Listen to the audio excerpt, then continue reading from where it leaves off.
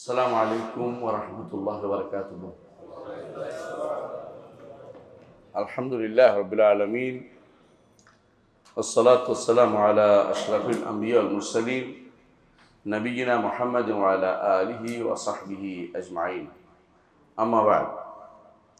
আলহামদুলিল্লাহ, দীর্ঘ ৭ মাস পরে মনে হচ্ছে আজকে আমরা আবার আমাদের দার্স শুরু করতে যাচ্ছি। অনেকেই ভুলেও গেছেন কি করছিলাম, তাই না? কিন্তু আমরা আবার স্মরণ করিয়ে দেব, ওয়াদাক্কির ফাইন্না যিকরা তানফাউল মুমিনিন, যে স্মরণ করিয়ে দিলে ইমানদারদের তা কাজে লাগে। আমরা পড়ছিলাম আল্লাহর নাম ও গুণ, আল্লাহর নাম এবং আল্লাহর গুণবাচক নাম। এর মধ্যে আমরা আলহামদুলিল্লাহ ইতিপূর্বে বেশ কয়েকটি নাম আল্লাহর আলোচনা করেছি এবং আমরা যে সমস্ত বিষয়ে আলোচনা করেছি তার মধ্যে একটি এটাই ছিল, কেন আমরা আল্লাহর নাম জানবো, কেন জানার দরকারটা কি। আল্লাহর নামের ব্যাপারে কেউ কি ভিন্ন মত পোষণ করেছে? করে নাই? করেছে। মুতাজিলারা আল্লাহর নামগুলোকে মনে করে শুধুমাত্র নামবাচক, গুণবাচক নাম নয় এগুলো। শুধু মুতাজিলা মনে করে এগুলো শুধু নাম।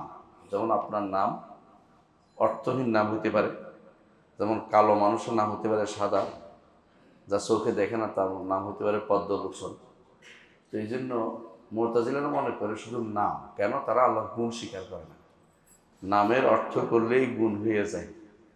প্রত্যেকটি নামের ভিতরে একাধিক গুণ আছে। প্রত্যেকটি নামের ভিতরে একাধিক গুণ আছে। যেমন একটা উদাহরণ দিলে বুঝবেন, রহমান আল্লাহর নাম। এর গুণটা, এর মধ্যে কি আছে? তিনি রহমত করেন। আবার রহমত করতে হলে তার ক্ষমতা থাকবে। রহমত করতে হলে তিনি কাকে রহমত করবেন সেটা তিনি জানবেন। রহমত করতে হলে অর্ডার দিবেন তিনি, যে রহমত হোক অমুকের উপরে। রহমত করতে হলে এরাদা হবে। একটা নামের ভিতরে আপনি অনেকগুলো গুণ দেখতে পাচ্ছেন। তো যেহেতু মুতাজিলারা আল্লাহর গুণ স্বীকার করে না, সেহেতু তারা আল্লাহর নামগুলিকে অর্থহীন করেছে। আরেকটি গোষ্ঠী আছে, নাম মানেই না, এদেরকে বলা হয় জাহমিয়া। এরা আল্লাহর নামে মানতে রাজি নেই। এরা বলে যে এগুলো সৃষ্ট, সুতরাং এগুলো নাম হতে পারে না। আরেকটি গোষ্ঠী আছে যারা মনে করে আল্লাহ তাআলার কোনো নাম থাকতে পারে না। স্রষ্টার অস্তিত্ব শুধু ব্রেনের ভিতরে থাকবে, বাইরে কোনো অস্তিত্ব থাকতে পারে না। এটাকে বলা উজুদ বেশর্তে বেতলাক, তারা বলে নাম মাত্র অস্তিত্ব। এরা হলো ফেলাসিফারা, দার্শনিকরা। তাহলে আমরা দেখতে পাচ্ছি নামের ব্যাপারে তিনটি গোষ্ঠী কিন্তু পথভ্রষ্ট হয়ে গেছে। একটি হচ্ছে ফেলাসিফা বা দার্শনিকরা, আরেকটি হচ্ছে জাহমিয়ারা, আরেকটি হচ্ছে মুতাজিলারা। আল্লাহ তাআলা এই জায়গাতে এসে আলহামদুলিল্লাহ একটি গোষ্ঠীর মুতাজিলা, তারা আল্লাহর নামগুলি মানে। একটা গোষ্ঠী, বিশেষ করে সাহাবুল কাশাফ জামশারি রাহিমাহুল্লাহ, তিনি কিন্তু আল্লাহর নামগুলি মানেন, এই জন্য তিনি ভালো ব্যাখ্যা করেছেন। এরপরে আশআরী এবং মাতুরিদি রাহিমাহুল্লাহ হুমাল্লাহ যারা ছিলেন, তাদের অনুসারীরাও আল্লাহর নামগুলি মানে, কিন্তু গুণগুলি মানে না। তো এই হিসেবে একটা সমস্যাজনক জায়গাতে আমরা আছি। কারণ আল্লাহর রহমতকে তারা বলে কল্যাণ পৌঁছে দেওয়ার উদ্দেশ্য, এরাদাতুল খায়র। আল্লাহ তাআলা যে সমস্ত নাম আছে এগুলির মধ্যে যদি কোথাও তারা দেখে যে এই অর্থটা তাদের 7টি গুণ, 7 গুণের বাইরে আছে, তখন তারা সেটা আর মানে না। কিন্তু আল্লাহ তাআলা আহলুস সুন্নাত ওয়াল জামাতের অনুসারীদেরকে যুগ যুগ ধরে আল্লাহর নাম এবং গুণকে স্বীকৃতি দেওয়ার জন্য পছন্দ করেছেন। তারা আল্লাহর নাম ও গুণ স্বীকৃতি দেয়। সাহাবায়ে কেরাম এগুলি ব্যাখ্যা করেছেন, নাম এবং গুণের ইমামরা ব্যাখ্যা করেছেন, মুফাসসিররা ব্যাখ্যা করেছেন, মুহাদ্দিসরা ব্যাখ্যা করেছেন। আমরা সেই নীতির উপরে আছি, নতুন কোনো জিনিস আমরা তৈরি করি না। নাম যত বেশি জানবেন, আল্লাহর প্রতি ভালোবাসা তত বাড়বে। কারণ আপনি জানেন যে মানুষ তার গুণের মাধ্যমে যেভাবে পরিচিতি পায়, যার গুণ বেশি মানুষ তাকে বেশি ভালোবাসে।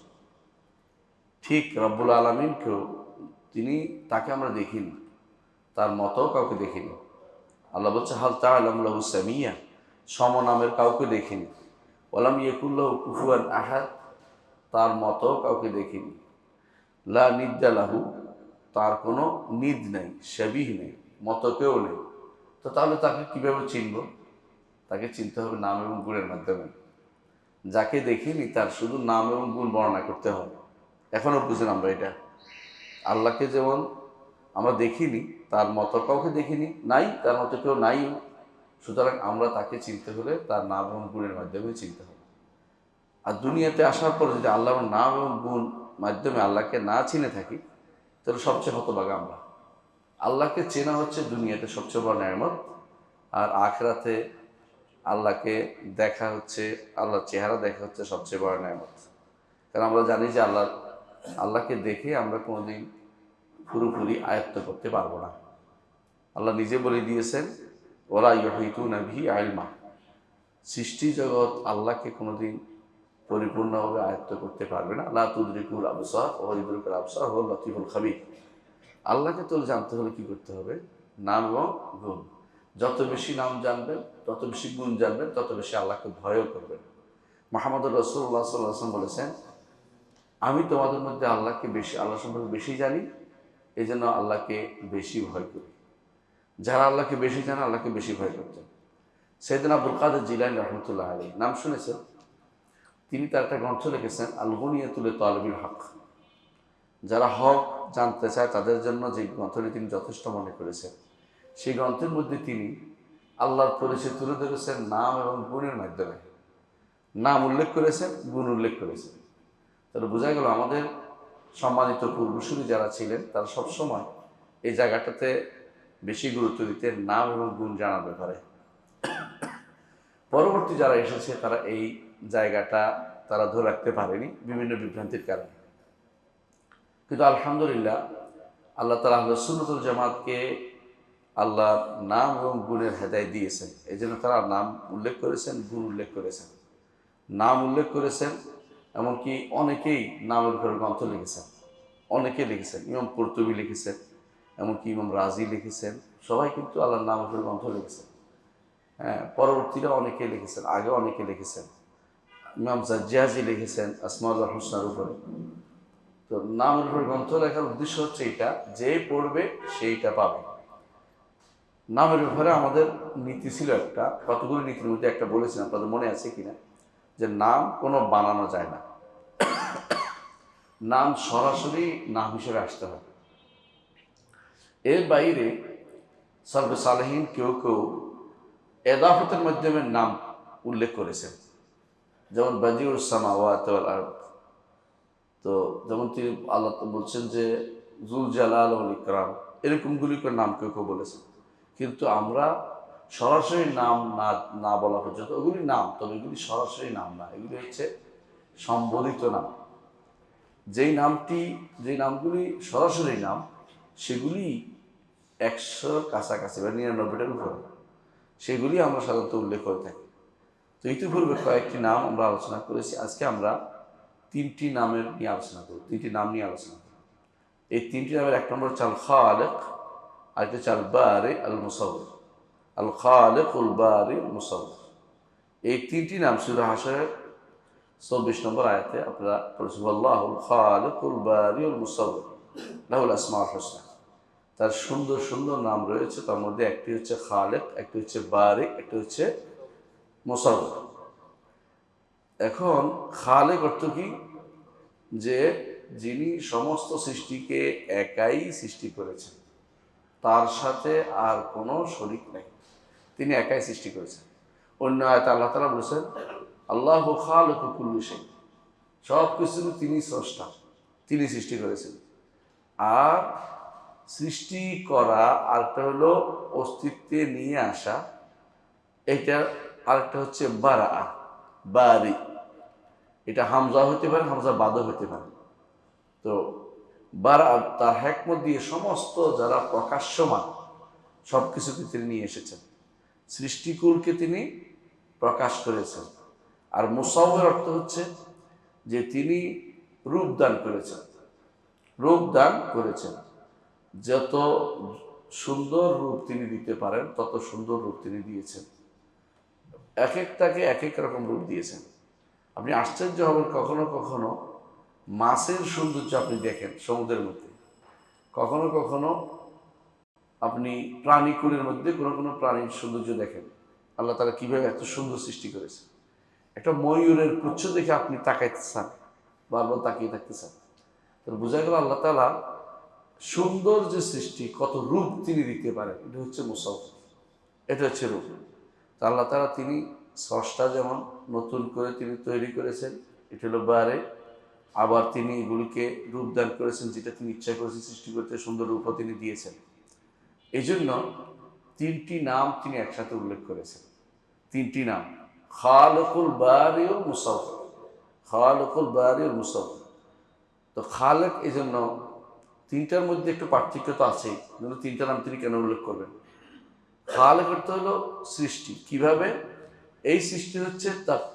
তাকদীর নির্ধারণ করা, অর্থাৎ নির্ধারণ করেছেন তিনি আল মুকাদ্দিরুল আশিয়া আলা মুক্তাদা হিকমাতিহি, তার হিকমতের চাহিদা অনুসারে, তার প্রজ্ঞার চাহিদা অনুসারে, তার হিকমত অনুসারে কিরকম করবেন তা নির্ধারণ করেছেন।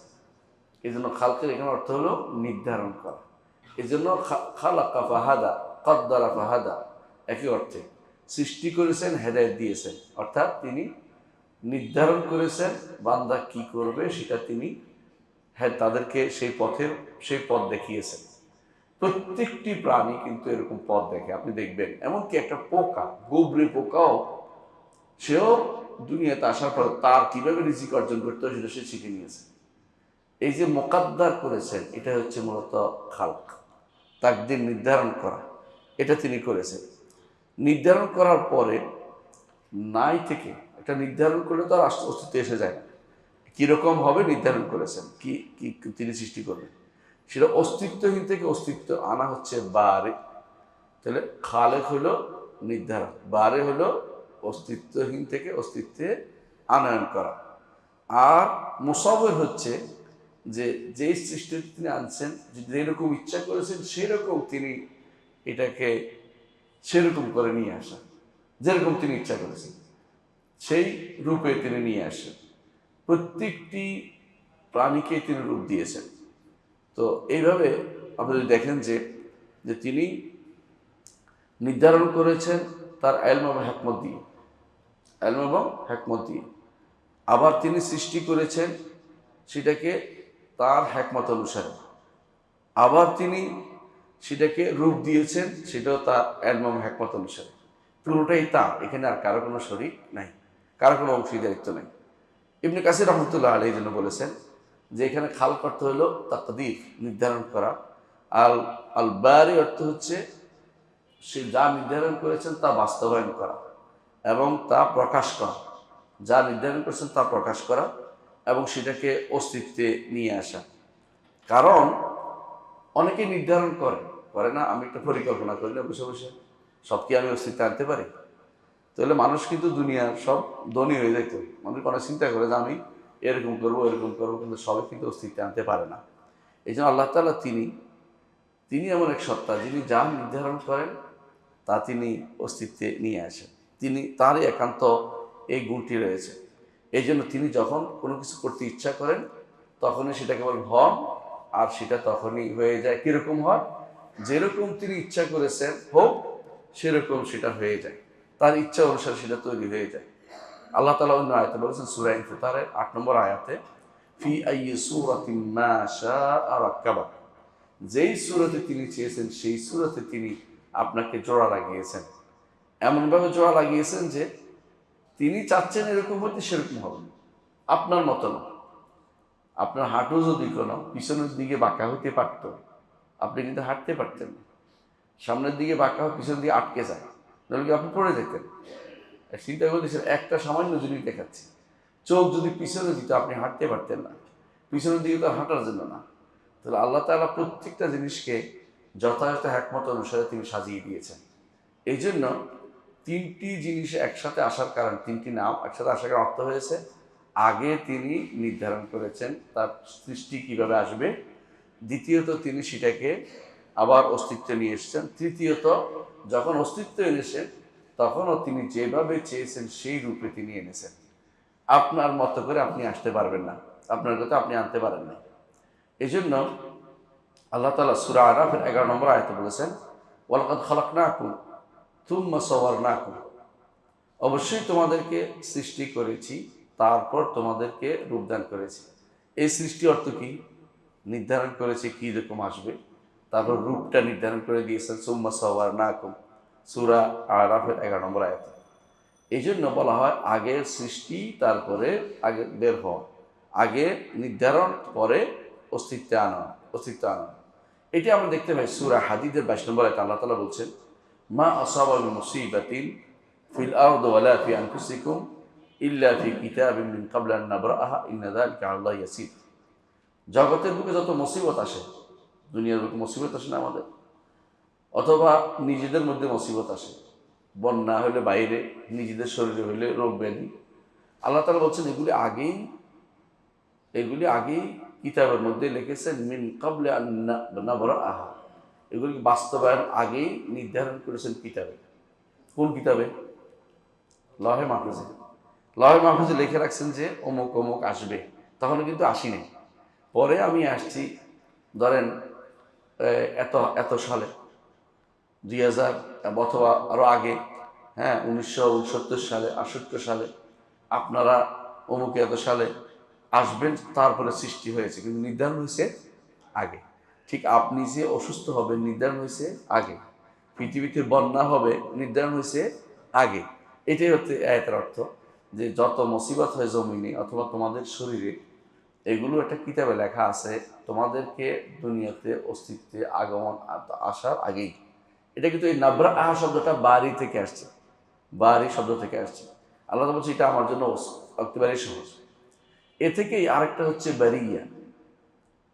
আল্লাহ তাআলা কোরআনে কারীম বলেছেন যে ইন্নাল্লাযীনা কাফারু মিন আহলিল কিতাবি ওয়াল মুশরিকিনা ফি নারি জাহান্নামা খালিদিনা ফিহা উলাইকা হুম শাররুল বারিয়া, সূরা বাইয়িনার 6 নম্বর আয়াতে। এই বারিয়া অর্থ কি?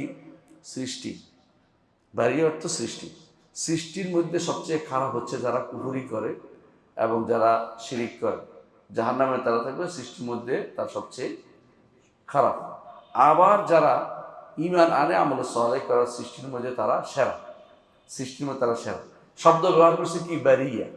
বারিয়া অর্থ এই জন্য সৃষ্টি, এখানে সৃষ্টি বলেছে।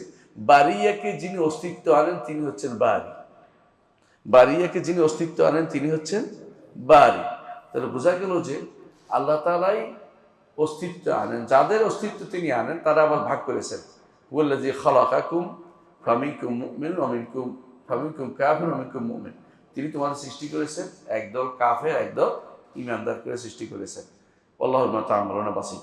তো এই যে সৃষ্টির মধ্যে তিনি কিন্তু এই সৃষ্টি শব্দটাই বোঝানোর জন্য বারিয়া শব্দটি ব্যবহার করেছেন কোরআনে কারীমে। সেই জন্য এখানে এটা স্পষ্ট করা হচ্ছে যে যদি তিনি তোমাদেরকে সৃষ্টি করে থাকেন তাহলে একমাত্র তাঁরই ইবাদত করতে হবে।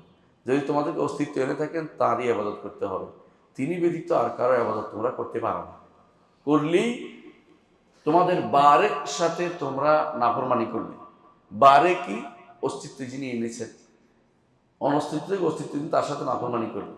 এই জন্য এই সূরাটা দেখেন, সূরা বাকারা 54 নম্বরে আল্লাহ তাআলা কি বলছেন? বারে শব্দটা আবার আনছেন এখানে।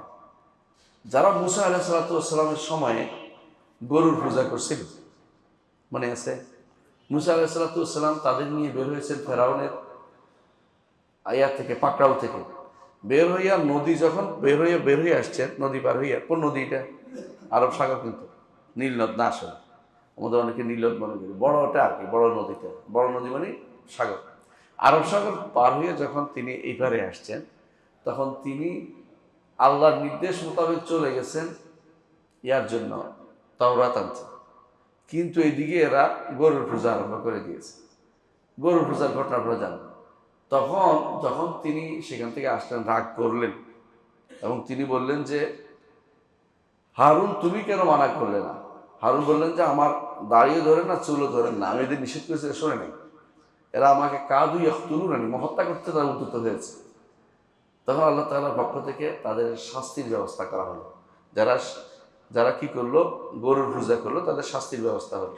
কিরকম? তারা পরস্পরকে হত্যা করতে হবে।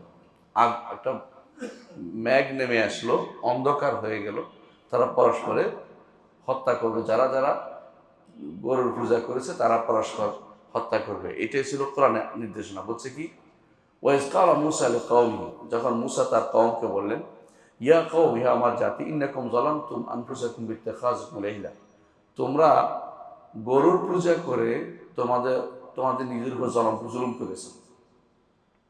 ফাতুবু ইলা বারিকুম, সুতরাং তওবা করো তোমাদের স্রষ্টার কাছে। এই বারে অর্থ কি? স্রষ্টা। ওই যে বারি, ওয়াল্লাহুল খালিকুল বারি, একই জিনিস এখানে আসছে। অর্থাৎ তোমাদেরকে যিনি অস্তিত্বহীন থেকে অস্তিত্বে এনেছেন তার কাছে তোমরা তওবা করো। এই গরু তোমাদের কিছু করেনি, গরুর বাচ্চা তোমাদের কিছু করতে পারেনি, তাহলে কেন তার ইবাদত করেছে? এই জন্য তোমাদেরকে তওবা করতে হবে। কি করবে তোমরা? ফাকতুলু আনফুসাকুম, নিজেদেরকে তোমরা হত্যা করবে।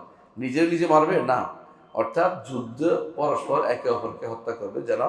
যারা যুদ্ধ করেছে, গরুর পূজা করেছে, তাদের জন্য শুধু শাস্তির নির্ধারণ ছিল। যালিকুম খায়রুল লাকুম ইনদা বারিকুম, এটা তোমাদের রবের কাছে তোমাদের জন্য উত্তম। তোমাদের বারের কাছে, বারে মানে স্রষ্টা, যিনি অস্তিত্ব থেকে অস্তিত্বে নিয়ে এসেছেন, তিনি, তার কাছে এটা উত্তম। ফাতাবা আলাইকুম, অথবা আল্লাহ তোমাদের তওবা কবুল করেছেন। ইন্নাহু তাওয়াবুর রহিম, তওবা দয়া এবং তওবা কবুলকারী। তাহলে দেখা গেল যে এই জন্য আল্লাহ তাআলা বলছেন, সুম্মা তাখাযু মিন বাদি ওয়া আনতুম যালিমুন, এরা জালেম। যারা গরুর বাচ্চা পূজা করেছে তারা জালেম। জালেম অর্থ কি? তারা শিরিক করেছে। কারণ স্রষ্টা হচ্ছেন আল্লাহ, আর এরা ইবাদত করেছে কার? গরু। গরু তো স্রষ্টা না, এই জন্য জুলুম করেছে। জুলুম হচ্ছে ওয়াদুল শাই ইনদা গায়রি মাহাল্লি, কোনো জিনিসকে তার নির্দিষ্ট জায়গায় না রেখে অন্য জায়গায় রাখার নাম হচ্ছে জুলুম। একজন যেটা প্রাপ্য তারা না দিয়ে আরেকজনকে দিয়ে দেয়া, অথবা একজনের প্রাপ্য না দেয়া, দুটাই কিন্তু জুলুম, দুটাই জুলুম। দুইটাই হচ্ছে শিরিক। এদিক থেকে যে এটা যদি কোনো আল্লাহর সাথে সম্পৃক্ত হয়, আল্লাহর হকটা যদি অন্য কাউকে দিয়ে দেয়া হয়, আর যে বান্দার হক হয়, তখন জুলুমের মধ্যে সীমা থাকে, ছোট জুলুম হয়। আল্লাহর হক হলে বড় জুলুম হয়। ইন্না শিরকা লাযুলমুন আযীম, শিরিক হচ্ছে বড় জুলুমের অন্তর্ভুক্ত। ইবনে কাসির রাহমাতুল্লাহ আলাইহি জন্য বলেছেন যে বারিকুম বলার অর্থ এটা, বলছে না যে ফাতুবু ইলা বারিকুম, তোমাদের বারের কাছে তওবা করো। এটা তারা ইবনে কাসির বলেন যে উদ্দেশ্য হচ্ছে এটা, যে তিনি তোমাদেরকে সৃষ্টি করেছেন, অথচ তার সাথে অন্য কারো ইবাদত করেছ, সুতরাং তোমরা এই তওবা না করলে তোমাদের কোনো নিস্তার নেই, তোমাদেরকে শাস্তি পেতেই হবে। তিনি বলছেন যে এই জন্য তোমাদেরকে তওবা করতে হবে, কারণ তার সাথে অন্য কাউকে ইবাদত করেছে, অথচ তারা তোমাদেরকে সৃষ্টি করতে পারে নাই, আনে নাই। অর্থাৎ গরু তোমাদেরকে সৃষ্টি করে নাই, কিন্তু গরুর কেন পূজা করতে গেলে? এই জন্য এটা স্পষ্ট প্রমাণ যে যদি কেউ আল্লাহ ছাড়া অন্য কারো ইবাদত করে, তাহলে বোঝা গেল তিনি বারের সাথে, আল্লাহর বারি নামের সাথে সে কি করেছে?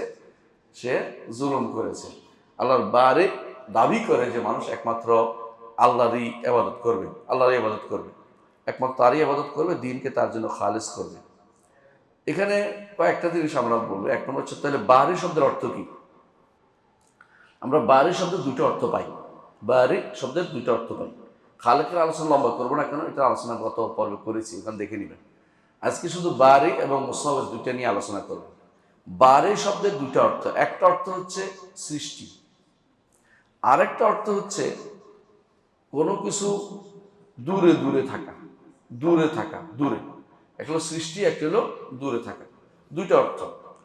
তো আমরা দেখি যে যখন আল্লাহ তাআলা কোরআনে কারীম বলেছেন যে ইন্নানী বারিউম মিম্মা তুশরিকুন, আমি তোমাদের থেকে দূরে, যেগুলির ইবাদত তোমরা করো, শিরক তোমরা করো, তাদের থেকে দূরে। কে বলছিলেন? ইব্রাহিম আলাইহিস সালাম। এই বারি শব্দ সেখানে তিনি ব্যবহার করেছেন, অর্থাৎ দূরে অবস্থান করা। তাহলে বারি শব্দের এক অর্থ হলো দূরে অবস্থান করা। ঠিক বারি শব্দের আরেক অর্থ হচ্ছে, এক অর্থ কি বলছি? সৃষ্টি করা। এক অর্থ হচ্ছে দূরে অবস্থান করা। বারি শব্দের সৃষ্টির দলিল হচ্ছে আল্লাহ তাআলা বলছেন, যেমন আমরা সূরা হাদীদের 22 নম্বর আয়াতের কথা বলেছি, যে সৃষ্টির আগেই তিনি এগুলি লিখে রেখেছেন। এখানে নাবরা অর্থ সৃষ্টিকর। তাহলে একটা হলো সৃষ্টিকর, একটা হলো দূরে থাকা, দুটো অর্থ হচ্ছে। বারি শব্দের আরেকটা অর্থ হচ্ছে যে কোনো কিছু প্রকাশ করা, কারণ তিনি অস্তিত্বহীন থেকে মানুষকে অস্তিত্বে এনে প্রকাশ করেছেন। এই জন্য আমরা যারা ওই যে কলম, গুনাইনা, কাঠ, পেন্সিল যখন তোলে, কাঠতুলসি তোলে, তখন বলে বাররায়া, মানে এটা দিয়ে ভিতরের যে শীষটা দেখায়, এই জন্য বাররায়া বলে, এটাকে প্রকাশ করা বলে অর্থে। তাহলে আরেক অর্থ হলো প্রকাশ করা, বাড়ি শুধু অর্থ প্রকাশ করা। কারণ এটা কীভাবে প্রকাশ করছে? আল্লাহ তাআলা সৃষ্টি করে অস্তিত্বহীন থেকে অস্তিত্বে এনে আপনাকে প্রকাশ করে দিয়েছে। বাড়ি শব্দের আরেকটা অর্থ হচ্ছে যে কোনো কিছুতে অসামঞ্জস্য না থাকা, অসামঞ্জস্য না থাকা। জামাকশাহ এই অর্থটা করেছেন যে বাড়ি শব্দের অর্থ, বারা অর্থ হলো অসামঞ্জস্য থেকে মুক্ত থাকা। এই যে দলিল তিনি দিয়েছেন আর সূরা মুলকের আয়াত দিয়ে কি বলেছেন যে হাল তারা মিন ফুতুর সুম্মা আরজি'ল বাসারা কাররাতাইন ইয়ানকালিবু ইলাইকাল বাসারু খাসিআন ওয়া হুয়া হাসীর। অর্থাৎ তুমি যতই তাকাও কোথাও খুঁত দেখতে পাবে না আল্লাহর সৃষ্টিতে। আল্লাহর সৃষ্টি সুন্দর, খুঁত দেখতে পাবে না। যদি এরকম হইতো যে আমি এক সুরত, আপনি আরেক সুরত, আপনার স্ত্রী আরেক সুরত, তাহলে আপনারা কিন্তু শান্তি পেতেন না। বলতেন যে মানুষ কোনটা মানুষ কোনটা প্রাণী বুঝতে পারছি না। আল্লাহ তাআলা তার সৃষ্টির মধ্যে কোনো খুঁত রাখেন নাই। হাল তারা মিন ফুতুর, কোনো খুঁত সেখানে নাই। মা তারা ফি খালকির রহমান মিন তাফাউতি, রহমানের সৃষ্টির মধ্যে কোনো তাফাউত নাই, মানে ভিন্নতা নিয়ে আসে নাই, যেটাকে একে অপরকে ঘৃণা করবে এরকম ভিন্নতা আনে। হ্যাঁ, ভিন্নতা এনেছেন, এটা আরেক গুণ। সেটা কি ভিন্নতা? বালা কাদিরিন আলা নুসাউইয়া বানানা, আঙ্গুলের মাথাটাকেও সুন্দর করে তিনি সাজাতে জানেন। এই জন্য দেখেন আঙ্গুলের মাথা দুইজনের একরকম হয় না, অথচ আঙ্গুলের মাথা সবারই একই রকম, কিন্তু ভিতরে কিন্তু ভিন্নতা দিয়ে দিয়েছেন। এই জন্য যত মানুষ এখন সিগনেচারের পরেও কিনে টিপসই নেয়, কারণ ইনি এটার মধ্যে আমার ভিন্নতা আনতে পারেন।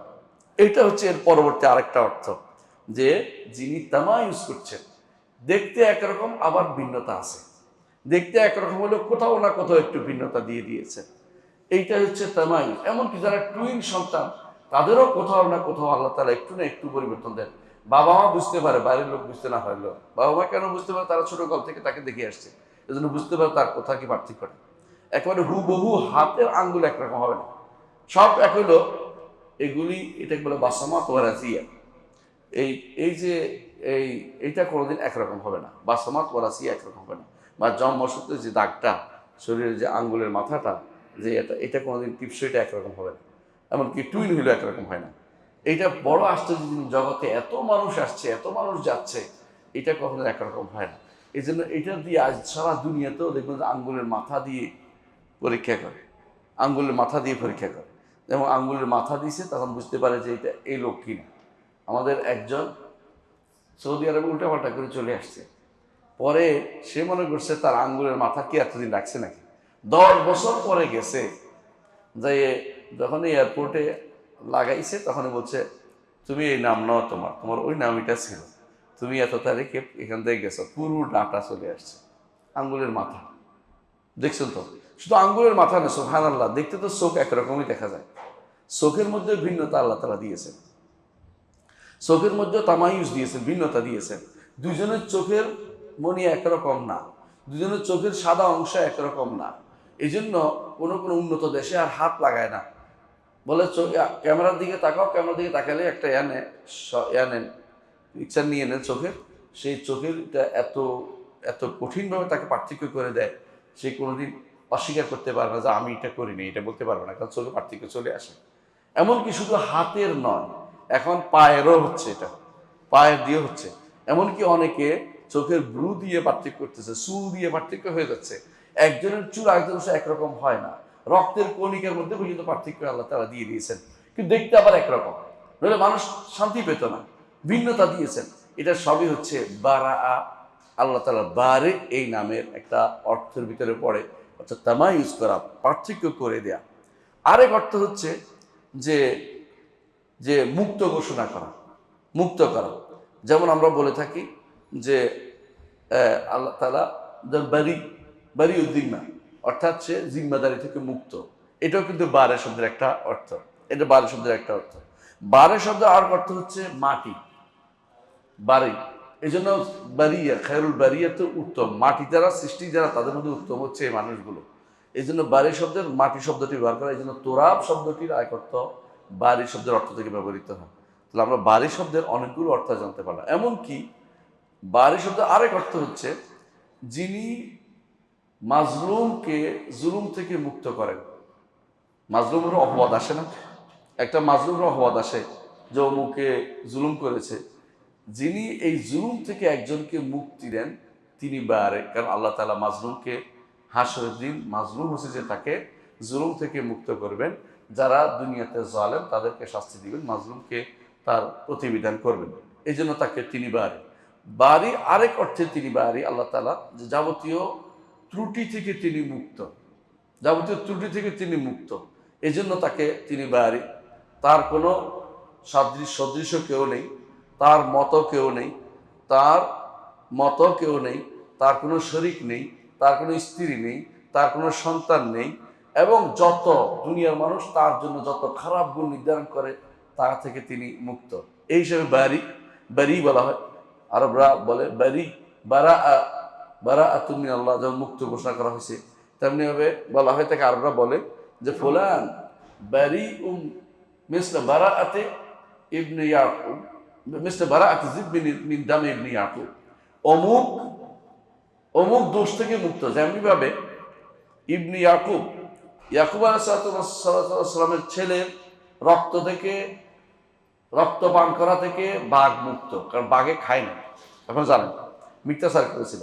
আরবরা ব্যবহার করে বারা শব্দ ব্যবহার করার জন্য, অর্থ হলো আল্লাহ তাআলা তারা যে সমস্ত কথা বলে খারাপ গুণ তা থেকে অবশ্যই তিনি কি মুক্ত, তিনি মুক্ত।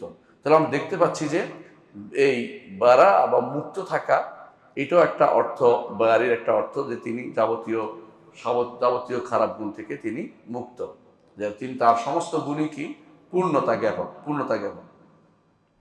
বারিশ আরেক অর্থ হচ্ছে যিনি রোগ থেকে মানুষদেরকে মুক্তি দেন, তিনি রোগ থেকে মুক্তি দেন, তিনি ছাড়া কেউ মুক্তি দিতে পারে না। এই জন্য দলিল একটা হাদিসে আছে, রাসূলুল্লাহ সাল্লাল্লাহু আলাইহি ওয়াসাল্লাম যখন তাকে জিনেরা একবার আক্রমণ করতে চাইলেন, জিনেরা তো হিংসা করতো, জিন কাফের যেগুলি, তখন রাসূলুল্লাহ সাল্লাল্লাহু আলাইহি ওয়াসাল্লামকে জিবরিল আমিন তিনি একটি দোয়া শিক্ষা দিলেন। সেই দোয়ার মধ্যে আছে যে আপনি বলুন। বলে কি বলবো, বলেন কি বলবেন? বিসমিল্লাহে ইউবরিকা, আল্লাহর নামে আপনাকে মুক্ত ঘোষণা করছি, মিন কুল্লি দাইন ইউশফিকা, প্রত্যেক রোগ থেকে এটা আপনাকে মুক্তি দিয়ে দিবে। এই জন্য তারা শয়তান থেকে মুক্ত করার জন্য, এই তাকে শয়তানের আক্রমণ থেকে মুক্ত করার জন্য এই জিবরিল আলাইহিস সালাতু ওয়াস সালাম রাসূলুল্লাহ সাল্লাল্লাহু আলাইহি ওয়াসাল্লামকে দোয়াটি শিক্ষা দিয়েছেন। দোয়াটি হাসান, এটা আমাদের আপনি এতে পাবেন, হিসনুল মুসলিম আপনারা পাবেন দোয়াটি। তাহলে আমরা দেখতে পাচ্ছি যে আল্লাহ তাআলার জন্য যে তিনি বারি, অনেক দিক থেকে তিনি বারি, তাই না? এতক্ষণ যে ব্যাখ্যা করলাম, এই জন্য বারি শব্দের এক অর্থ জানার চেয়ে বহু অর্থ জানা ভালো না? তাহলে বুঝতে পারবো আল্লাহ তাআলা কত দিক থেকে তিনি বারি, কেন তিনি বারি আমরা বুঝতে পারলাম। পরবর্তী আরেকটি নাম, এখন আমরা দ্বিতীয় নামের দিকে আসবো।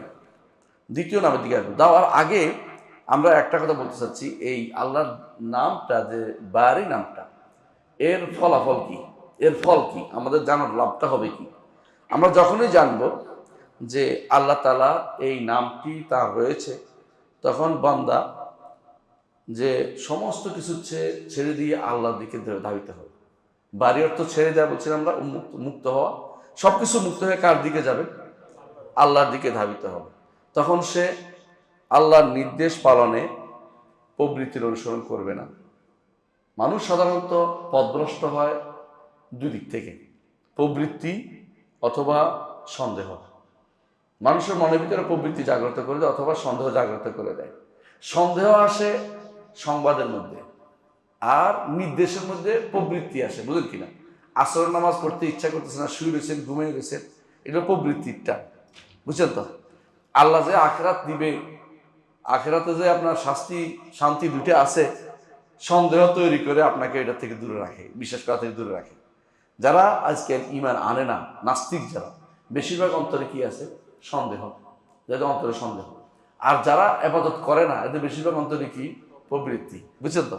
আপনি যদি কোনো এখন আল্লাহর বারে নামটি জানবেন, তাহলে আপনি মুক্ত থাকবেন কি থেকে? শুবহাত থেকে এবং শাহওয়াত থেকে, প্রবৃত্তি থেকে মুক্ত থাকবেন এবং সন্দেহ থেকে দূরে থাকবেন। তাহলে এটা একটা গুরুত্বপূর্ণ আপনার বারে নামটা জানার উপকারিতা। বারে নামটার আরেকটি উপকারিতা হচ্ছে, আপনি যখন জানবেন যে আপনাকে মুক্ত থাকতে হবে, তখন রাসূলের সুন্নতকে অনুসরণ করে বেদাত থেকে মুক্ত থাকবেন, সুন্নতকে অনুসরণ করে বেদাত থেকে মুক্ত থাকবেন।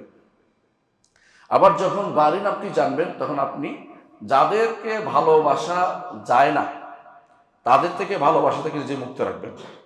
এই জন্য আল্লাহ তাআলা কোরআনে কারীম উল্লেখ করেছেন, লা তাজিদু কওমান ইউমিনুনা বিল্লাহি ওয়াল ইয়াউমিল আখির ইউআদ্দুনা মান হাদ্দাল্লাহু ওয়া রাসূলুহু কানু আবাআহুম আও আবনাআহুম আও ইখওয়ানাহুম আও আশিরাতাহুম।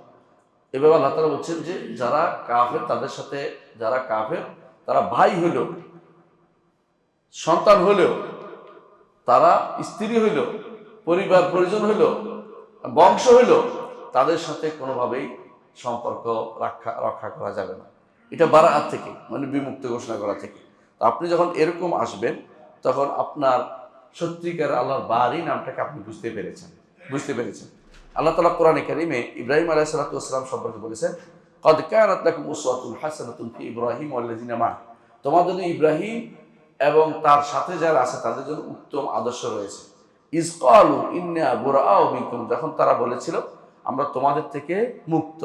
ওয়ামিমা তা'বুদুনা মিন দুনিল্লাহ, এবং যা তোমরা ইবাদত করো তা থেকেও মুক্ত। এতে এই বিমুক্ত আপনি কখন হতে পারবেন? যখন তার বারে নামটিকে আপনি যথাযথভাবে বুঝতে পারবেন। এই হচ্ছে আল্লাহ তাআলার বারি নামটির একটি জিনিস অর্থ আমরা করলাম। বাকি হলো আরেকটা নাম আমরা পড়বো ইনশাআল্লাহ, সেটা হচ্ছে আল মুসাউবির। মুসাউবির শব্দটি কোরআনে কারীমে আল্লাহ তাআলা অনেক জায়গায় বলেছেন। এর মধ্যে প্রথম বলেছেন, আমরা একটু আগে বলে সূরা হাশরের মধ্যে তিনি বলেছেন ওয়াল্লাহুল খালিকুল বারিউল মুসাউবির, রূপদানকারী। কোরআন কারীমে অন্যত আল্লাহ তাআলা বলেছেন আল্লাহুল্লাযী জাআলাল লাকুমুল আরদা কারারান ওয়াস সামা বিনা। আল্লাহ অমুক সত্তা, কোরআনে যেখানে এরকম পাবেন আল্লাহুল্লাযী, আল্লাহ অমুক সত্তা, তখনই বিশ্বাস করবেন এটা যে আল্লাহ তাআলা নিজের পরিচয় দিচ্ছেন, আল্লাহর পরিচয় তিনি দিচ্ছেন। আল্লাহ অমুক এমন এক সত্তা যিনি জাআলা লাকুমুল আরদা কারারান, জমিনকে স্থির করেছেন। এই স্থির বুঝছেন, সুবহানাল্লাহ, এই স্থির নিয়ে ঝগড়ার অভাব নেই। অর্থাৎ কেউ বলে যে এটা নড়ে না, অন্যরা নড়ে, ওইটা নড়ে, ওইটা নড়ে। এই স্থির অর্থ হচ্ছে এমন স্থির যে স্থিরের কারণে আপনার কাছে জীবনটা দুর্বিষহ হচ্ছে না, এমন অস্থির কিছু হচ্ছে না। যদি 2 মিনিট যদি কোনো পৃথিবীর নড়াচড়া করে কি মনে হয়? হায় রে, বিল্ডিং তো শেষ হয়ে গেল, গায়ের উপর পড়লো রে, তাই না? মনে করেন যে শেষ হয়ে যাবে আজকে। আল্লাহ তাআলা জমিনকে এমনভাবে করেছেন যে এটা বসবাসের উপযোগী হয়েছে, শান্তি পেয়েছেন। নাহলে আপনি শান্তি পেতেন না। এখনো যদি কোনো দেখেন যে কোথাও ভূমিকম্প হয়েছে, আপনার গা কাঁপা আরম্ভ হয়। আমার মনে আছে একবার ভূমিকম্প হচ্ছিল, আমরা দেখলাম যে মহিলারা বাচ্চা কাচ্চা ফেলে বাইরে দৌড় দিছে। আমরা বললাম যে এত দরদের সন্তানকে ফেলেও তুমি দৌড়াতে পারছো, এর অর্থ হচ্ছে আল্লাহ তাআলা পৃথিবীকে কি করেছেন? সুস্থির করে দিয়েছেন, নাহলে তোমাকে অবস্থান করা সেটা সম্ভব ছিল না। কিন্তু এটা অর্থ, এটা নিষেধ নাই পৃথিবী তার আহ্নিক গতি বা বার্ষিক গতিতে ঘুরবে, এটা নিষেধ না। এটা কোনো এমন গতি না যে গতিতে আপনি থাকতে পারতেছেন না, এটা না, অস্থিরতা প্রকাশ পাচ্ছে না। আল্লাহ তাআলা জমিনকে স্থির করেছেন এমনভাবে যে এখানে বসবাসের উপযোগী হয়েছে। কারার, প্রশান্তময়, যেটাতে আপনি বসবাস করছেন। ওয়াস সামা বিনা, আর আসমান কি করেছেন? কিরকম? বেনা অর্থ হলো ঘরের ছাদ রূপে। আসমানটা ছাদের মতো আছে। এখন সমস্ত বৈজ্ঞানিকরা এটাই বলে যে যদি ছিদ্র হয়ে যেত গ্রিন যে এটা, তাহলে পৃথিবী অনেক আগেই ধ্বংস হয়ে যেত, অনেক কিছু এসে পড়তো।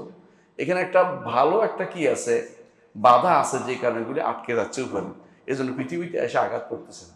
অনেক সময় আপনারা শুনেছেন যে এই অমুক তারিখে পৃথিবীতে অমুকটা এসে পড়বে, কিছুই হয় না, কারণ আল্লাহর ইচ্ছা না হলে কিছুই হবে না। যেদিন হবে সেদিন ধ্বংস হয়ে যাবে, সেদিন কোথাও ভূমিধস হবে 3টা।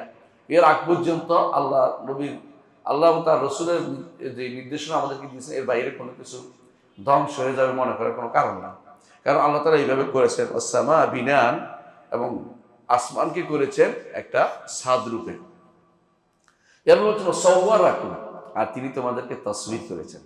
এই তাসবির অর্থ রূপ দিয়েছেন। ফাআহসানা সুওয়ারাকুম, সুন্দর রূপ, তোমাদের রূপ অবশ্যই সুন্দর।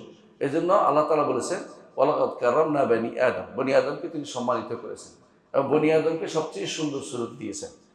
খালাকুল ইনসানা ফি আহসানি তাকওয়িম, সবচেয়ে উত্তম অবয়ব দিয়ে তিনি সৃষ্টি করেছেন। এই অবয়বটা হচ্ছে তাসবিহ। কত রূপে তিনি মানুষ বানিয়েছেন। এমনকি আপনারা যখন বেশি সুন্দর দেখেন বলে নিজ হাতে বানিয়েছেন না, আল্লাহ তাআলা সবকে কুন ফায়াকুন বানিয়েছেন, নিজ হাতে শুধু বানিয়েছেন আদম আলাইহিস সালামকে। তিনিও সুন্দর ছিলেন, তার সুন্দর আমরা দেখিনি এবং তার স্ত্রী দেখেছে, সন্তানরা দেখেছে, তিনি সুন্দর ছিলেন। নিজ হাতে আল্লাহ তাআলা আদমকে সৃষ্টি করেছেন। আল্লাহ তাআলা নিজ হাতে যেগুলো সৃষ্টি করেছেন সেগুলো বর্ণনা আমরা দেখতে পাই বিভিন্ন কিতাবে। বিশেষ করে বাইহাকি উল্লেখ করেছে অনেকগুলো 10টি জিনিসের কথা উল্লেখ করেছেন, বা 4টি জিনিসের কথা উল্লেখ করেছেন। সেটা হচ্ছে কি আদম, জান্নাত আদন, আরশ এবং কুরসি, এগুলি আল্লাহ তাআলা সৃষ্টি করেছেন। আর অন্যগুলি আল্লাহ তাআলা অর্ডার দিয়ে সৃষ্টি করেছেন। আর কিছু আল্লাহ তাআলা নিজ হাতে লিখেছেন। এর মধ্যে একটা হচ্ছে কি তাওরাত লিখেছেন নিজ হাতে, এবং সেটার ধরন আমরা জানি, কিভাবে লিখেছেন জানি না, কিন্তু হাদিসে এইভাবে এসেছে, অনেকগুলো হাদিসে এইভাবে এসেছে। আদম আলাইহিস সালাম যখন মুসা আলাইহিস সালামের সাথে বাদার উপাধি লিপ্ত ছিলেন, তখন তিনি বলেছেন, মুসা, তোমার জন্য আল্লাহ তার নিজ হাতে তাওরাত লিখেছে, সেখানে কি পাও না যে আমার সৃষ্টির 40 বছর আগে এটা হয়েছিল, সেখানে তিনি উল্লেখ করেছেন। কি জন্য বাদানুবাদ করেছেন, যে কেন আপনি আমাদেরকে নিয়ে আসলেন কোত্থেকে, জান্নাত থেকে, আমার তো ভালোই ছিল। কিন্তু ওনার এই কথাকে রদ করেছেন কে, প্রত্যাখ্যান করেছেন কে? আদম। বলছে, তুমি তো তোমার কিতাবে পাইছো যে আশা আদম রব্বাহু ফাগাওয়া, আমার তো নির্ধারিত ছিল এই ভুলটা, আমি যে এই ভুলটা করবো এটা নির্ধারিত ছিল, সুতরাং তুমি এটাকে আমার দোষ দিতে পারো না। দুনিয়ার জন্যই তো আমাকে সৃষ্টি করা হয়েছে, জান্নাতে সৃষ্টি করা হয় নাই। আল্লাহ তাআলা জান্নাতে মেহমান কেন রেখেছেন, যাতে আমরা ওটার প্রতি মুশতাক হই, আবার ওখানে চলে যাবো, যদি যেখান থেকে বিতাড়িত হয়েছে সেখানে যেতে পারি। তাহলে বোঝা গেল যে তসবির, যেটা বলছিলাম, আল্লাহ তাআলা তসবির এই রূপদান করেছেন, প্রত্যেকটি সৃষ্টিকে তিনি রূপদান করেছেন। ওয়া রাযাকাকুম মিনাত তাইয়্যিবাত, তিনি তোমাদেরকে উত্তম থেকে রিজিক প্রদান করেছেন। যালিকুমুল্লাহু রাব্বুকুম, তিনি হচ্ছেন তোমাদের রব। ফাতাবারাকাল্লাহু আহসানুল খালিকিন, আল্লাহ তাআলা তিনি হচ্ছেন উত্তম বরকতময় রব, তিনি হচ্ছেন উত্তম স্রষ্টা। তারপর আল্লাহ তাআলা বলছেন, হুয়াল হাইয়্যু লা ইলাহা ইল্লাহু, তিনি হচ্ছেন চিরঞ্জীব, লা ইলাহা ইল্লাহু, তিনি ব্যতীত কোনো ইলাহ নেই। ফাদউহু মুখলিসিন লাহুদ্দীন, দ্বীনকে খালেস করে একমাত্র আল্লাহকে ডাকো, কারণ তিনি তোমাদেরকে রূপদান করেছেন, তিনি তোমাদেরকে সৃষ্টি করেছেন, তাকে ব্যতীত আর কাউকে তোমরা ডেকো না। আলহামদুলিল্লাহ রাব্বিল আলামিন, সমস্ত প্রশংসা আল্লাহর জন্যই দাও, আর কাউকে দিও না। তারপর তিনি বলছেন, এটা সূরা গাফিরের 64 নম্বর আয়াতে, সূরা আল ইমরানের 6 নম্বর আয়াতে আল্লাহ তাআলা বলছেন, ওয়াল্লাযী ইউসাউয়িরুকুম ফিল আরহামি কাইফা ইয়াশা, তিনি তোমাদেরকে রূপ দেন কোথায়? রাহমের মধ্যে। রাহম মানে মায়ের জরায়ুতে তোমাদেরকে রূপ দেন, কাইফা ইয়াশা, যেভাবে তিনি ইচ্ছা করেন। লা ইলাহা ইল্লাহুল আজিজুল হাকিম, তিনি ব্যতীত আর কোনো ইলাহ নেই। সুতরাং তিনি যেহেতু তোমাকে রূপ দিচ্ছেন, একমাত্র তারই ইবাদত করো, তার ইবাদতে আর কাউকে শরীক করিও না। এই যে রূপ দেওয়ার বিষয়টি, রূপ কে দেয়? আল্লাহ। সূরত কে দেয়? আল্লাহ। তো রূপ দানের বিষয়টি, সূরত তো আল্লাহ দেয়। এই জন্য হাদিসে নিষেধ করা হয়েছে যে কোনো রূহওয়ালা জিনিসের সূরত আপনি আঁকতে নিষেধ করা হয়েছে। বুঝছেন কিনা? যেহেতু এটা কার কাজ? আল্লাহর কাজ। আপনি কিন্তু সৃষ্টি করতে পারবেন না, তাহলে সৃষ্টিটা শুধু আঁকেন না, এই জন্য হাদিসে নিষেধ আসছে। রাসূলুল্লাহ সাল্লাল্লাহু আলাইহি ওয়াসাল্লাম বলেছেন, আব্দুল্লাহ ইবনে মাসউদ রাদিয়াল্লাহু আনহু বলেন, আমি রাসূলুল্লাহ সাল্লাল্লাহু আলাইহি ওয়াসাল্লাম বলতে শুনেছি, সবচেয়ে বেশি আযাব হবে আল্লাহর নিকট কিয়ামতের দিন যারা কি করে? ছবি আঁকে, যারা ছবি আঁকে। ভালো কথা বলছেন। আয়েশা রাদিয়াল্লাহু আনহা বলছেন, হাদিসে আসছে, তিনি বলেছেন যে আশাদ্দুন নাস আযাবান ইয়াউমাল কিয়ামাতি আল্লাযিনা ইউদাহিরুনা খালকাল্লাহ, আল্লাহর সৃষ্টির মতো যারা করতে চেষ্টা করে তাদেরকে আল্লাহ তাআলা কিয়ামতের দিন কঠিন শাস্তি দিবেন। অন্য হাদিসে আসছে, সহিহ হাদিসে আসছে, বুখারী মুসলিম হাদিস, যেটা বলা হাদিসে কুদসি, সেখানে আল্লাহ তাআলা বলেছেন, এমন কে আছে যে ওমান আজলাম, তার চেয়ে বড় জালেম আর কে, যে ব্যক্তি আমার সৃষ্টির মতো সৃষ্টি করতে চায়। ফালিয়াখলুক যাররা, সেজন্য একটা ছোট একটা পিঁপড়া তৈরি করে দেখুক তো পারে কিনা, অথবা সেজন্য একটা দানা তৈরি করুক। আপনি কি ইচ্ছা করলে একটা গম বানাইতে পারবেন না। আউলিয়া খুলুকু শাইরা, অথবা কোনো একটা জবের কিছু বানাইতে পারবেন না। তাহলে এখন তো বলেন চীনারা যে বানায়, নিজের থেকে তো বানায় না, এটা কি কয়েকটা জিনিস দিয়ে আরেকটা তৈরি করে। অস্তিত্বহীন থেকে অস্তিত্ব আনতে পারে না। এটা কার কাজ? আমার রবের কাজ, আর কেউ সেটা করতে পারে না। এই জন্য হাদিসে আসছে, আব্দুল্লাহ ইবনে ওমর বর্ণিত হাদিসে আসছে, রাসূলুল্লাহ সাল্লাল্লাহু আলাইহি ওয়াসাল্লাম বলেছেন, যারা এই সমস্ত ছবি আঁকে, কিয়ামতের দিন তাদেরকে শাস্তি দেওয়া হবে এবং বলা হবে এগুলি যে বানাইছে এগুলি রু দাও, এগুলি রু দাও। তাহলে আমরা দেখতে পাচ্ছি যে যেহেতু আল্লাহ তাআলা মুসাউওয়ির, আমরা যেন তার এই ভূমিকায় না যাই, এই জন্য রাসূলুল্লাহ সাল্লাল্লাহু আলাইহি ওয়াসাল্লাম সাবধান করেছেন আমাদেরকে, এবং এটা খুব গুরুত্বপূর্ণ একটি জায়গা। এখন বলতে পারেন দুনিয়াতে অনেকে ছবি তোলার বিধানটা কি, বলে দিচ্ছি। তিন অবস্থা হইতে পারে। একটা হচ্ছে কেউ কেউ ছবি বানায় কি জন্য? পূজা করার জন্য। এটা তো কাফের। ছবি বানায় না, দেখছেন আপনার পূজা করার জন্য, এরা কাফের এবং তারা জাহান্নামী, কোনো সন্দেহ নেই। তওবা না করে মারা গেলে জাহান্নামী। দ্বিতীয় আরেকটি গোষ্ঠী আছে, তারা ছবি ইবাদতের জন্য করে না, কিন্তু কেন করে? যে আল্লাহর মতো আমি করতে পারি। নাউজুবিল্লাহ। এরাও কাফের, এরাও কাফের, এরাও কোনোদিন পারবে না, মিথ্যা কথা বলে। একবার এক নাস্তিক কি করেছে, একবার এক নাস্তিক সে মনে করছে আল্লাহর মতো সেও তৈরি করতে পারে। সে কি করেছে, কতগুলি ওই যে পাউরুটি ছিঁড়ে আমি সৃষ্টি করব কালকে, নিয়ে 2 দিন পরে নিয়ে আসছে, এর ভিতরে অনেকগুলি ব্যাকটেরিয়া, দেখো আমি সৃষ্টি করেছি। এখন যারা বুদ্ধিমান তারা জিজ্ঞাসা করলো, তুমি যে সৃষ্টি করছো এগুলির নাম কি? তো ব্যাকটেরিয়া। ব্যাকটেরিয়া তো সবগুলির নাম ব্যাকটেরিয়া, তোমার নাম দিতে হবে না? যে কি মানুষ নাকি তো কোন প্রাণী, কি প্রাণী সৃষ্টি করছে বলো তো, বলতে পারে না। তো এগুলির আয়ু কতদিন হবে ওইটা তো বলতে পারি না। এগুলো রিজিক কি হবে বলো তো, বলতে পারি না। বুঝছেন তো? আচ্ছা যাই হোক, তুমি সংখ্যাটা বলো তো, কত সংখ্যা আছে এগুলির, কেউ বলতে পারি না। তুমি কি সৃষ্টি করলে? আর তুমি অস্তিত্বহীন থেকে অস্তিত্ব আনো নাই, তুমি 2টা জিনিসকে বানাই আরেকটা জিনিস তৈরি করেছো। এটা তো সবাই পারে, এটা তো কোনো আসলে সৃষ্টি বলা হয় না এটাকে, এটা জোড়া তালি দেওয়া হয়েছে। তুমি জোড়া তালি দিছ, তুমি সৃষ্টি করতে পারো নাই। এজন্য এই জায়গাতে কেউ যদি কোনো আল্লাহ এই সৃষ্টিকে রূপ যদি কোনো মনে করে যে এটা ওইরকম বানাবো, তাহলে এটা কি? এটাও কাফের। আর যদি কোনো ইবাদত করার জন্য তৈরি করে, সেটাও কাফের। আরেকটা আছে, সেটা হচ্ছে ইবাদত করার জন্য করে নাই, ওরকম বানানোর জন্য বানানো, এমনি ছবি তুলছে কি জন্য? স্মরণিকার জন্য, ওইটার জন্য, এটা গুনার কাজ, হারাম, এটাও হারাম কাজ। তাহলে এগুলি তার জন্য বিপদের কারণ হয়ে দাঁড়াবে, কিন্তু এটা শিরক হবে না। শিরক হবে ওই সময় 2 কারণ বলছি। একটা কি, যে ইবাদত করার জন্য করা, আরটা হচ্ছে কি, যদি ওইটার মতো কিছু বানাইতে পারি, আমিও এরকম আঁকতে পারি, আমি এরকম বানাইতে পারি, এরকম মনে করলে তখন সেটা কি হয়ে যাবে? শিরকে পরিণত হবে বা কুফরি পরিণত হবে। এটা করা যাবে না। এই নাম আমরা পাচ্ছি খালেক, বারি, মুসাউওয়ির, 3টা নাম পাইছি। এর মধ্যে বারি নামটি একমাত্র আল্লাহর সাথে খাস।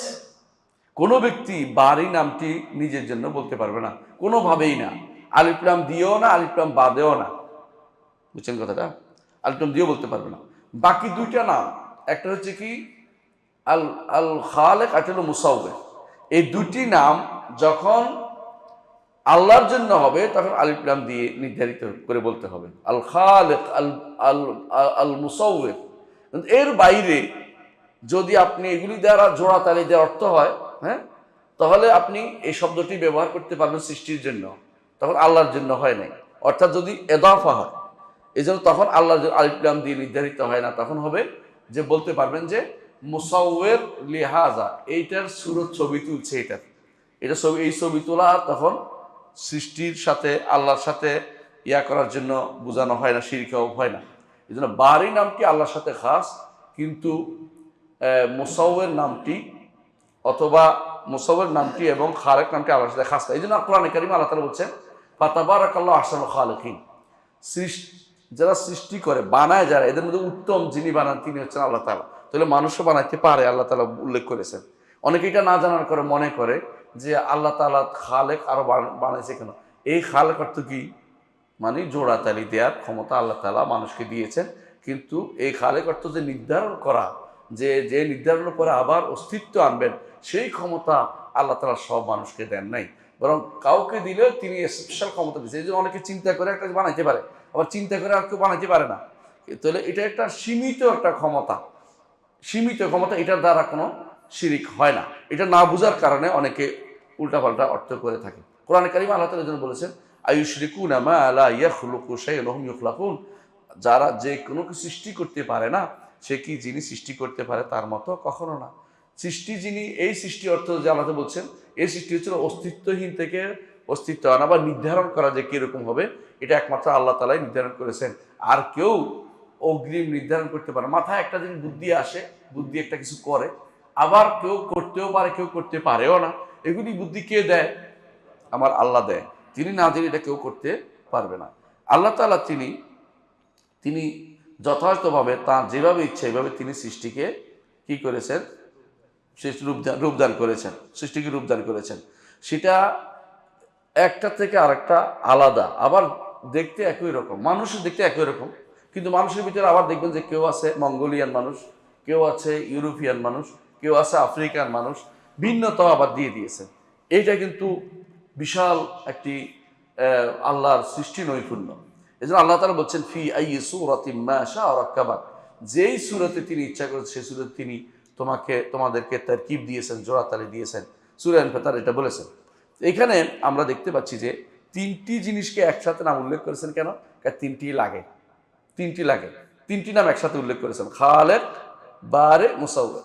খালেক অর্থ আগে নির্ধারণ, বারে অর্থ নির্ধারণ অনুসারে আনয়ন, আর যখন আনছেন তখন কি যে রূপ তিনি ইচ্ছা করেছেন সেই রূপে তিনি আনয়ন করেছেন। তো তিনটি নাম একটা একসাথে সাথে অত্যন্ত ওতপ্রোতভাবে জড়িত। এই জন্য তিনি খালেক, ওয়াল্লাহুল খালিকুল বারিউল মুসাউওয়ির। আচ্ছা, এখন আমরা এই মুসাউওয়ির যে নামটি, এর থেকে কয়েকটি আমি একটা 2 মিনিট ইনশাআল্লাহ, এই মুসাউওয়ির নামটি কি এই নামগুলি থেকে কি উপকারিতা আমরা পাইলাম, বারে মুসাউওয়ির থেকে কি উপকারিতা আমরা পাইলাম? 1 নম্বর হচ্ছে যে আল্লাহ তাআলাই তিনি শুধুমাত্র সমস্ত কিছুকে নির্ধারণ করেছেন, আসবে কোনটা না আসবে না কোনটা তারই নির্ধারণ, কেউ নির্ধারণ করার ক্ষমতা রাখে না। দ্বিতীয় হচ্ছে যে তার নির্ধারণ অনুসারেই এগুলি অস্তিত্বে আসে, তার নির্ধারণের বাইরে কেউ অস্তিত্বে আসতে পারে না। কুল্লু সগীরিন ওয়া কাবীরিন মুস্তাদার, ছোট বড় সবই লেখা আছে। আপনি অনেকে বলে কি কয় যে জন্ম, মৃত্যু, বিয়ে এগুলি নির্ধারিত, তো বাকিগুলি কি? তাহলে সবগুলি নির্ধারিত। আমি যেখানে বসবো আজকে এটাও নির্ধারিত।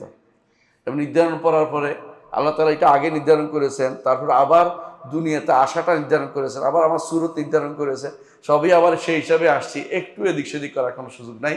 ওয়াল্লাহুল খালিকুল বারিউল মুসাউওয়ির। আবার দেখেন এগুলিকে প্রত্যেকটি সুরতের মধ্যে মানসিক একটা সুরত আছে ভিতরে, আখলাক বলে, ওইটাও নির্ধারণ করেছেন। বাহ্যিক সুরত শরীর, এটাও তিনি নির্ধারণ করেছেন।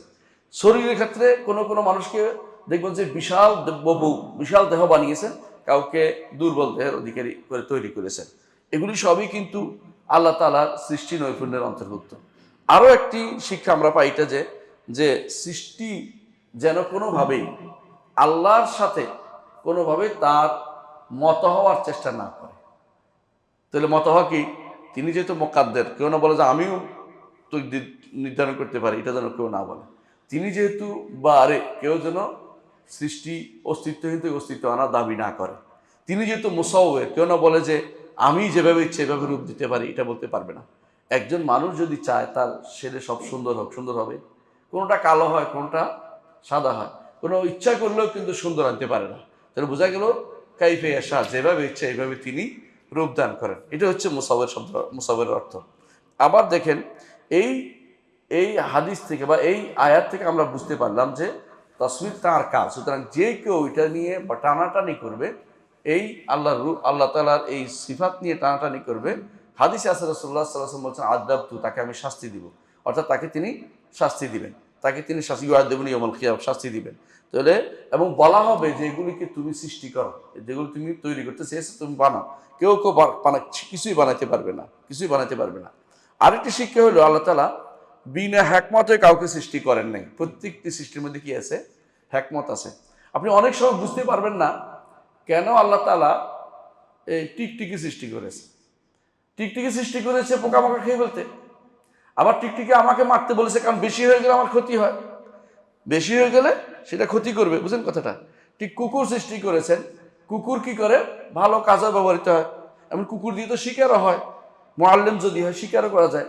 কিন্তু আবার কুকুর বেশি হলে লাওয়ারিস কুকুর হলে মেরে ফেলতে বলেছে, এটাও শরীয়তের বিধান। তাহলে বোঝা গেল যে প্রত্যেকটা জিনিসে কি আছে? আল্লাহ তাআলার হিকমত আছে। প্রত্যেক সৃষ্টির মধ্যে হিকমত আছে। আমি হয়তো বুঝতে পারি, আবার নাও বুঝতে পারি। অনেক সময় আমি সেটা হয়তো ধারণ করতে পারবো না। আল্লাহর প্রতি হিকমত আছে। যদি আমরা যথাযথভাবে আল্লাহর এই নামগুলি বুঝতে পারি, আরেকটা জিনিস বুঝতে পারি, সেটা হচ্ছে কি? আমরা একে অপরকে দোষ দিব না। অনেক সময় মানুষের দোষ দিয়ে থাকে, তোর দেখতে এরকম মনে হয়, তোর দেখতে এরকম মনে হয়, এটা জায়েজ নেই। কারণ তাকে রূপটা কে দিয়েছে? আল্লাহ দিয়েছে। তা আপনি যদি যখন সৃষ্টিকে দোষারোপ করবেন, তো সৃষ্টির রবকে দোষারোপ করা হয়। এই জন্য আপনারা জানেন যে বাতাসকে গালি দেওয়া যায় না, সময়কে গালি দেওয়া যায় না। কেন? বাতাসকে গালি দেওয়ার অর্থ হচ্ছে বাতাসের স্রষ্টাকে আপনি গালি দিলেন। অনুরূপভাবে সময়কে গালি দেওয়ার অর্থ হচ্ছে সময়ের স্রষ্টাকে কষ্ট দিলেন। রাসূলুল্লাহ সাল্লাল্লাহু আলাইহি ওয়াসাল্লাম বলেছেন, ইউদিন ইবনে আদম, বনি আদম আমাকে কষ্ট দেয়। কিন্তু কষ্ট কিন্তু বনি আদম আল্লাহকে দেয়, বুঝছেন তো? আল্লাহ কষ্ট পান, কিন্তু আল্লাহর কষ্ট দ্বারা ক্ষতি হয় না। মনে রাখবেন একটা কথা, বান্দার কষ্টে কি হয়? ক্ষতি হয়, কিন্তু আল্লাহর কষ্টে ক্ষতি হয় না। এই জন্য হাদিসে আছে, ইন্নাকুম লান তাবলুগু দাররি ফাতাদুররুনি, তোমরা আমার ক্ষতি করতে পারবে না, ক্ষতি কোনো কিছু নেই। কিন্তু ইউদির কথা বলছে, ইজা করে। ইজা কখন করে? কষ্ট কখন দেয়? যখন বলে যে আমি সন্তান গ্রহণ করেছি। বুঝলেন কথাটা? আল্লাহকে যদি কোনো কেউ বলে আল্লাহর স্ত্রী আছে, সন্তান আছে, এটার মাধ্যমে আল্লাহকে কি করা হয়? কষ্ট দেওয়া হয়। কিন্তু এই কষ্টটা আল্লাহ ক্ষতিগ্রস্ত হন না, কিন্তু আল্লাহ কষ্ট দিয়ে আমাকে কি করবেন? শাস্তির ব্যবস্থাপনা করবেন। এই জন্য তিনি বলেছেন যে, কোরআনে কারীম বলেছেন যে, ওয়াকাল তাখাযার রহমান ওয়ালাদা লাকাদ জিতুম শাইআন ইদ্দা তাকাদুস সামাওয়াতু ইয়াতাফাত্তারনা মিনহু ওয়া তানশাক্কুল আরদু ওয়া তাখিরুল জিবাল হাদ্দা আন দাউ লির-রহমানি ওয়ালাদা ওয়া মা ইয়ানবাগি লির-রহমানি আন ইয়াত্তাখিযা ওয়ালাদা ইন কুল্লু মান ফিস সামাওয়াতি ইল্লা আতির রহমানি আবদা। সবাই দাস, এখানে একে অপরের সন্তান, আল্লাহর সন্তান বানানোর আল্লাহকে কষ্ট দেওয়া যাবে না। এই জন্য ইজা শুদ্ধ, কিন্তু দরার না। ইজা আল্লাহ কষ্ট পাওয়া আল্লাহ তার সিফাত, কিন্তু দরার বা ক্ষতিগ্রস্ত এটা বলা যাবে না, আল্লাহকে এটা বলা যাবে না। তাহলে আমরা দেখতে পাইলাম যে আল্লাহ তাআলা অবশ্যই কি করেন? কোনো হিকমতে সৃষ্টি করেছেন, গায়রে হিকমতে কোনো কিছু তিনি সৃষ্টি করেন নাই। সৃষ্টি আল্লাহ তাআলার কুদরতের উপর প্রমাণবহ। সৃষ্টি আল্লাহ তাআলার কুদরতকে প্রমাণ করে। আল্লাহ তাআলার কুদরত যে কত বেশি প্রমাণ করে। এখন মানুষ দিন দিন এটাকে বেশি উপলব্ধি করতে পেরেছে। যত বেশি তারা এরিস্টোটল নিয়ে আলোচনা করছে, আকাশ নিয়ে, ততই চিন্তা করতেছে এই বিশাল সৃষ্টি কেমন হলো। আমরা তো ছোট্ট ক্ষুদ্র জিনিস, একটা ছোট্ট গ্রহের মধ্যে আমরা পড়ে আছি। এর বাইরে পৃথিবী যে, এর বাইরে জগৎ যে কত বড়, এটা মানুষ এখন দিন দিন বুঝতে পারছে। এটা তার কুদরতে কামেলার প্রমাণ। আল্লাহ তাআলার কুদরত, তিনি যে কাদির, এটার প্রমাণ।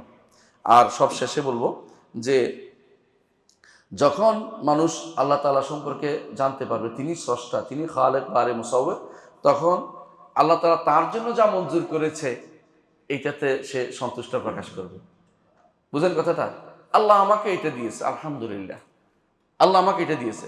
সে কাটাকাটি করতে যাবে না। কাটাকাটি বুঝছেন তো? হ্যাঁ, ছেলে মেয়ে হইতে চায়, মেয়ে ছেলে হইতে চায়, দুর্ভাগ্য এটা। অনেকে আবার নাক কেটে আরেকটা বানাইতে চায়। ওই যে কোন একটা বেটা ছিল, সাদা চামড়ারে কাইটে কালো চামড়ারে কাইটে সাদা চামড়া করছিল, বাঁচতে পারে নাই, বেশি দিন বাঁচতেও পারে নাই। এগুলি যারা এটা করে তারা আবার দৌড়াইতে থাকে, কয়দিন পর পরেই সিঙ্গাপুর যায়, অমুক দেশে যায়। বাংলাদেশেও এক পীর এরকম এটা করেছে, কয়দিন পর পরে সিঙ্গাপুর যায়, যাইয়া এগুলি ঠিকঠাক করে আনে। বুঝলেন তো কথাটা? দেখতে খুব সুন্দর পিসা, নাম বলবো না। তো এরকম পীরেরাও এটা করে। এরা যে করে, কারণটা নিজে আল্লাহর সৃষ্টিতে সন্তুষ্ট না, আল্লাহ তাকে যেটা দিয়েছে সন্তুষ্ট না। আল্লাহ তাকে যা দিয়েছে তাতে সন্তুষ্ট থাকা উচিত প্রত্যেকটি মানুষের। যখন বুঝতে পারবে আমার রব্বুল আলামিন তিনি কোনো হিকমতের কারণে আমাকে এই রূপটা তিনি আমার জন্য পছন্দ করেছেন, আমি এই রূপটার বাইরে আরেক রূপ আমি নিব না। ওয়ালা তাতামান্নাউ মা ফাদ্দালাল্লাহু বা'দাহুম আলা বা'দ, একজনকে একজনের উপর আল্লাহ যে শ্রেষ্ঠত্ব দিয়েছেন সেটা যেন কেউ আশা না করে। আল্লাহ আমাকে যা দিয়েছেন এটা আলহামদুলিল্লাহ, প্রতি অবস্থাতে আল্লাহ শুকরিয়া সে আদায় করে। আরেকটি জিনিস বলবো এবং এটার মধ্যে শেষ করবো, সেটা হচ্ছে এর মাধ্যমে আল্লাহর আজমত, মহত্ব সে বুঝতে পারবে যে রব্বুল আলামিন কত বড়, কত বিশাল। প্রত্যেকটি মানুষ, প্রত্যেকটি প্রাণীকে সূরত দিয়েছে, প্রত্যেকটি প্রাণীর জন্য সূরতের ব্যবস্থা করেছে। আপনি কি চিন্তা করেন প্রাণী কি গুণে শেষ করতে পারবেন? প্রাণী গুণে শেষ করতে পারবেন না। এই যে এত প্রাণীকে তিনি এতগুলি সূরত দিলেন, এত সূরত, আল্লাহর কাছে সূরতের অভাব নেই। কিন্তু আপনি কিছুক্ষণ পরেই মাথায় আসতেছে না, আরেকজনকে অনুসরণ করেন। যত মানুষ আজ অনুসরণ করে, যত কিছু করে, আরেকটা কিছু অনুসরণ করে। কেউ হয়তো একটা জিনিস বানাইছে, আরেকজন এর মধ্যে কাটাকাটি করে আরেকটু এদিক সেদিক করে আরেকটা বানায়। বিল্ডিং যারা বানায় আপনি যদি জিজ্ঞাসা করেন, বেশিরভাগ বলবো যে অমুক দেশে দেখছি একটা বিল্ডিং, ওখান থেকে ছবি নামিয়ে এইটার মতো করে একটা তৈরি করে বলে যে আমি এরকম বানাই। এর মাধ্যমে সে কি হয়, আর্কিটেক্ট ইঞ্জিনিয়ার হয়ে যাচ্ছে অনেক সময়। কিন্তু দেখা যাবে সে আসলেই নিজের থেকে কিছু করতে পারে নাই, নিজে যা করছে এখান থেকে কাইটা কুইটা হয়তো করছে, অথবা আরেকজন থেকে কিছু নিচ্ছে। কিন্তু আমার রব্বুল আলামিন অভিনব সুরত প্রদানকারী, এবং তার এই সুরতের মধ্যে কেউ শরিক নেই দেওয়ার ব্যাপারে। সুতরাং তিনি হচ্ছেন লা শারীকা লাহু, একমাত্র তারই ইবাদত করতে হবে, কারণ তিনি আমাদের খালেক, বারেক এবং মুসাউওয়ির। তিনি আমার স্রষ্টা, তিনি আমার নির্ধারণকারী, আমি কীরকম হব। তিনি আমাকে অস্তিত্বহীন থেকে অস্তিত্ব এনেছেন, এবং তিনি আমাকে রূপদান করেছেন যেভাবে ইচ্ছা সেভাবে তিনি রূপদান করেছেন। সুতরাং এই মধ্যে এটা আমাদের বোঝা দরকার রয়েছে, রব না হলে সেটা তিনি করতেন না। রবের কাজ হচ্ছে এরকম সুরত দেয়া, তিনি সেটা করেছেন। এই জন্য রবুবিয়তের মানার করে আমাদের কাজ কি থাকবে, দাসত্ব একমাত্র আল্লাহর জন্য, তার জন্যই করবো, কারণ তিনি আমার রব। ইয়া আইয়ুহান নাস উবুদু রাব্বাকুমুল্লাযী খালাকাকুম, হে মানুষেরা ইবাদত করো সেই রবের যিনি তোমাদেরকে সৃষ্টি করেছেন, যিনি আমাকে সৃষ্টি করেছেন, রূপ দিয়েছেন, যিনি আমাকে হীন থেকে অস্তিত্বে এনেছেন, যিনি আমাকে সবকিছু নির্ধারণ করে দিয়েছেন কিরকম হব, তারই শুধুমাত্র ইবাদত আমাকে করতে হবে। আল্লাহ আমাদের বুঝার তৌফিক দান করুন। সুবহানাকাল্লাহুম্মা ওয়া বিহামদিকা আশহাদু আল্লা ইলাহা ইল্লা আনতা আস্তাগফিরুকা ওয়া আতুবু ইলাইক। আসসালামু আলাইকুম ওয়া রাহমাতুল্লাহি ওয়া বারাকাতুহু।